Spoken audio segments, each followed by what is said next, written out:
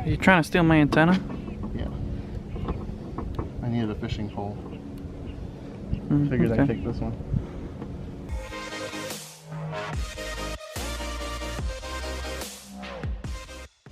What's going on, guys? Welcome back to another episode of our F150 series. So today we're actually going to remove this thing.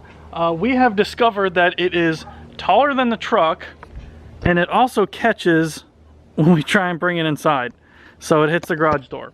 So what I ended up doing is I picked up a 3-inch stubby antenna off of Amazon, which I will link down below. This one is a billet aluminum one. The sun here, as you can see in Florida, is bright and intense all of the time.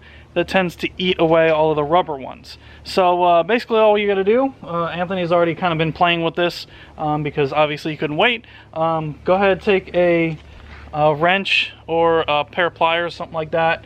You can loosen your antenna, and then it just kind of pops off here. This one's actually already bent because I do a lot of highway driving. As you can see, it's already bent. We also caught it on the roof of the garage door. It basically hits right here and bends back. So glad that's gone.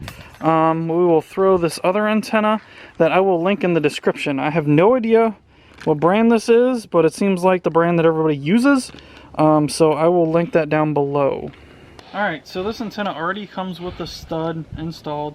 It's nice billet aluminum, so it's not going to fall apart in the sun. Basically all you got to do is just screw it in. That's it. And we're done. So as you can see, it's much shorter because the other antenna went